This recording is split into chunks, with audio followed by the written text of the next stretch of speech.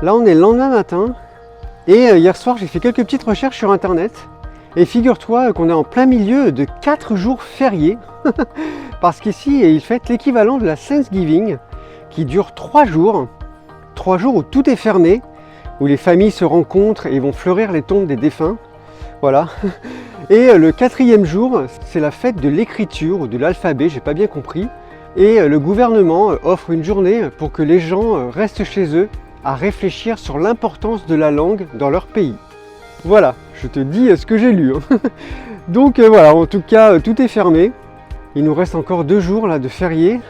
Donc heureusement, dans mon programme, j'avais prévu de faire des choses qui ne nécessitent pas forcément de guichets qui sont en accès libre, comme par exemple la visite d'un petit village qu'on va faire aujourd'hui, un petit village traditionnel. Donc on y va, on va découvrir ensemble. Allez.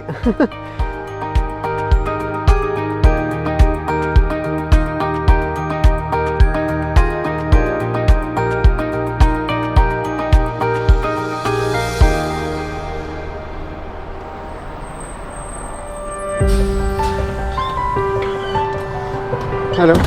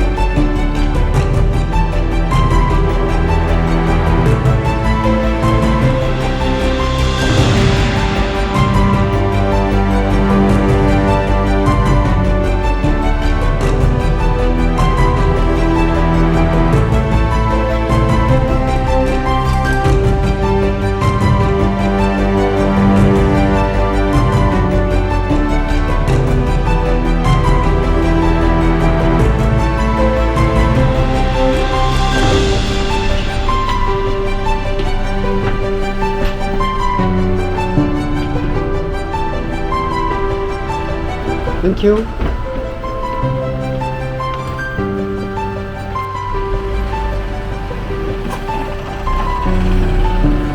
Voilà. C'était un super trajet, hein. Je sais pas si tu as vu là tous les paysages, c'était magnifique. Bon, on va essayer de trouver le village maintenant. Je sais pas par où c'est. Je vais voir. Bon, écoute, je pense que c'est par là. Ah oui, je me souviens qu'il faut payer l'entrée en fait. Et je vois des gens agglutinés là-bas. Ça doit être les caisses pour les tickets.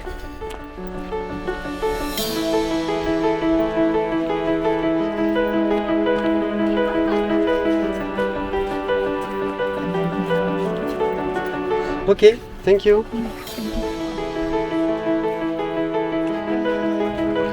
Bon ben voilà, regarde, j'ai mon ticket. Donc on y va.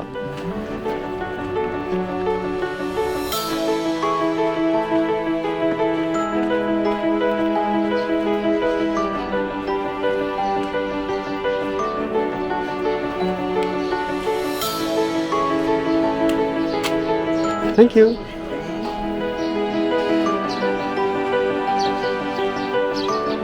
Bon, ça m'a l'air un peu touristique. C'est la rue principale. On va essayer de vite bifurquer sur une rue sur le côté. Il y a trop de touristes pour moi. Il y a trop de touristes et trop de boutiques.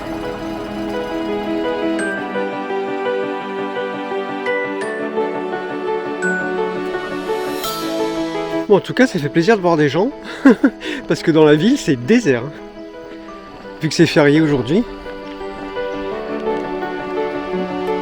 Alors, pour te donner quelques petites informations, ce village s'appelle Naganupseong.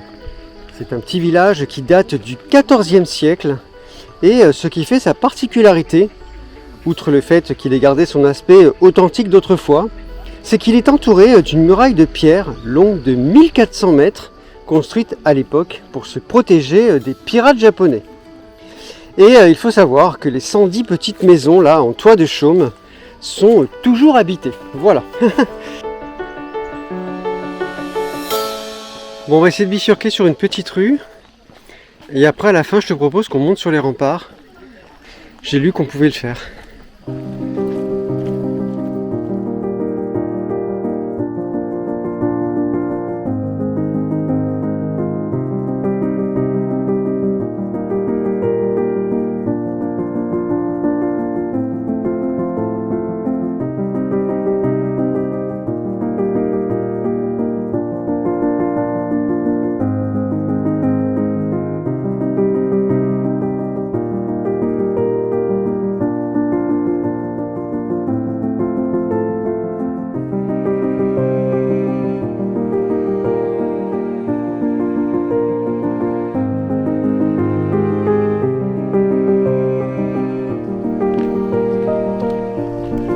C'est beau, hein?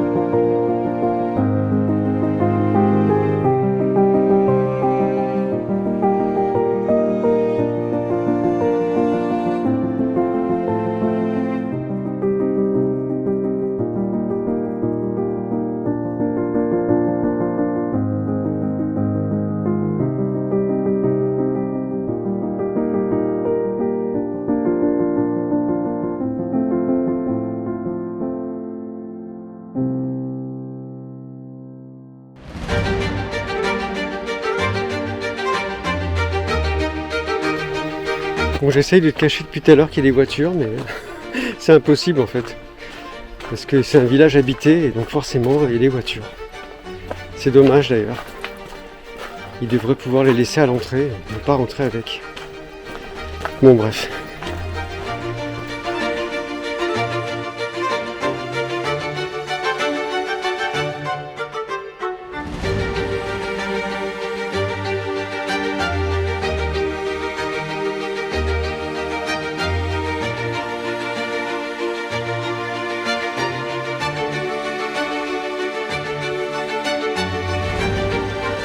Je vois plein de gens qui rentrent dans les maisons. Alors, ça me paraît un peu bizarre parce qu'il y a quand même des gens qui y habitent.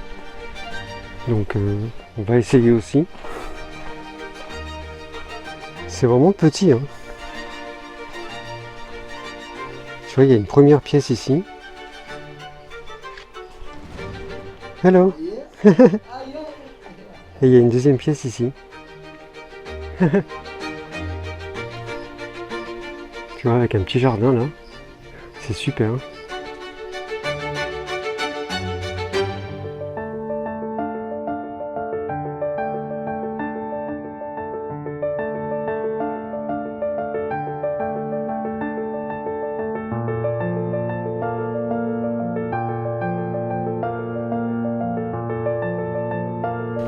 Bon, je suis revenu à la porte là.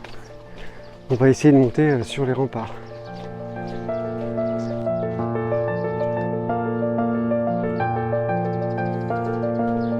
Il y a un petit escalier là.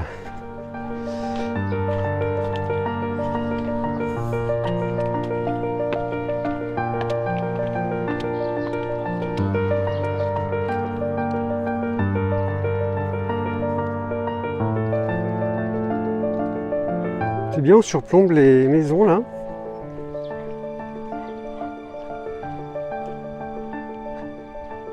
Avec les montagnes en toile de fond, c'est très très beau.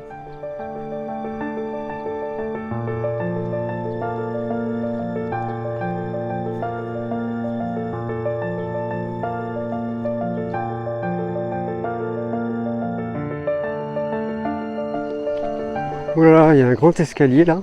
À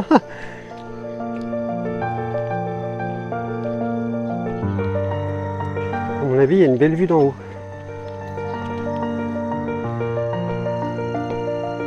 Ah ouais, regarde. Il y a une super belle vue d'ici. C'est fantastique. Superbe.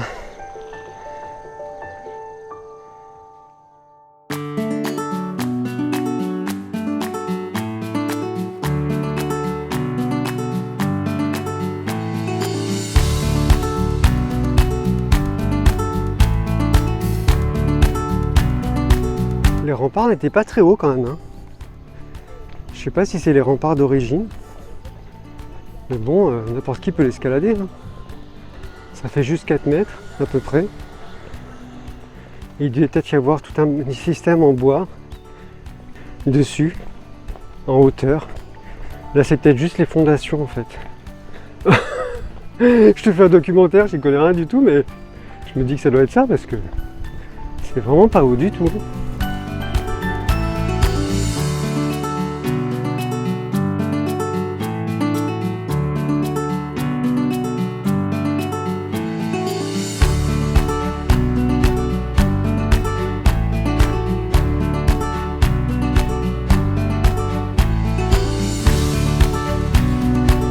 Ah, on arrive à la porte d'entrée là.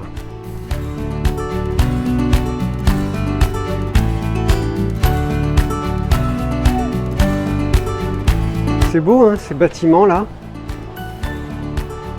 C'est superbe. Bon, ben voilà. On a fait une belle balade. Et regarde tous ces touristes qui arrivent là. Il est midi. Laisse tomber. Donc un conseil, viens vraiment tôt à l'ouverture, parce qu'après c'est l'enfer. Donc, moi je vais retourner en ville.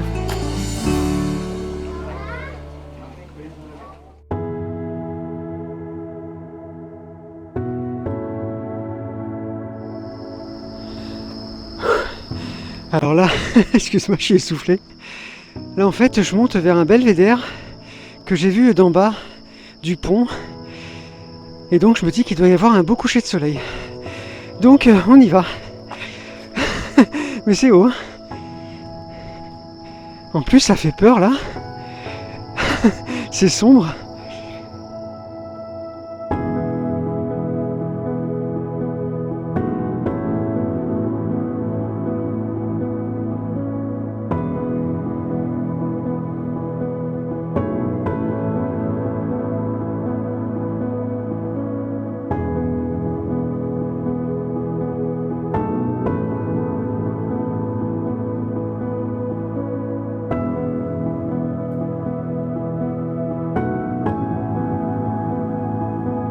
Voilà, regarde, ce belvédère là,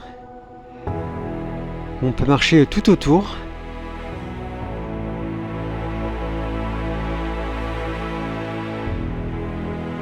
Et là, on a une vue sur toute la ville. C'est vraiment superbe. Donc bah écoute, c'est d'ici que je vais te donner mon avis et te faire ma petite conclusion sur Suncheon, car c'est le dernier soir de mon séjour. Alors écoute, cette ville a été un peu bizarre à cause des jours fériés là. C'était un petit peu désert et même aujourd'hui quand on a fait la visite, il n'y avait pas grand monde dans les rues. Donc écoute, si tu viens, ça sert à rien de perdre du temps à visiter la ville, il n'y a pas grand chose. Par contre, je te conseille très fortement d'aller au petit village traditionnel là, le village Naeupseong. C'est vraiment super sympa et très paisible. Enfin, à l'ouverture hein, quand il n'y a pas trop de touristes. Mais on imagine un petit peu la vie de l'époque. Il y a un tas de petites ruelles, des maisons en toit de chaume, des étangs, et puis il y a surtout les remparts qu'il faut que tu parcours. Il y a des vues magnifiques sur tout le village, donc vraiment, je te conseille d'y aller. Un autre endroit que tu peux faire, c'est la baie, la réserve naturelle là. C'est, je te le rappelle, une des plus grandes zones humides de toute l'Asie. C'est vraiment incroyable, là, tous ces roseaux, ces pontons. On a fait aussi une super balade au bord de l'eau et au milieu des champs, là, c'était vraiment super. Et je te recommande fortement de monter la petite colline, d'aller jusqu'à l'observatoire. Il y a une vue absolument magnifique sur toute la baie. et tu auras peut-être la chance comme moi de découvrir les petits crabes là, les petits crabes de forêt, c'était incroyable, je savais même pas que ça existait. En tout cas, c'est vraiment une super expérience. Et ce que je vais te conseiller surtout, c'est d'aller voir le Dramaset Filming. C'est absolument incroyable comme lieu. Je te rappelle que c'est les plus grands studios de tournage de toute la Corée.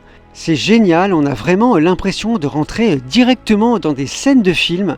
Et c'est surtout super intéressant au niveau de l'histoire. On a l'impression d'avoir remonté le temps. Il faut vraiment que tu le fasses. Voilà. Donc bah écoute, moi demain je prends le train pour Jeonju. Donc je te dis à très bientôt. Et la suite au prochain épisode.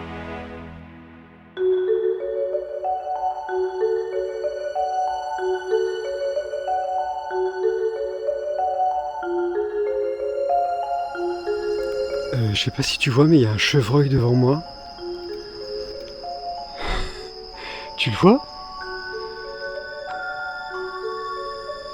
Mais tu le vois quoi. Oh, il m'a fait peur. C'est un truc de fou. Je montais l'escalier pour aller faire des photos avec les petits lampions là. Et d'un seul coup, je vois ce chevreuil débarquer. C'est un truc de fou. Attends, je vais essayer de voir s'il est encore là.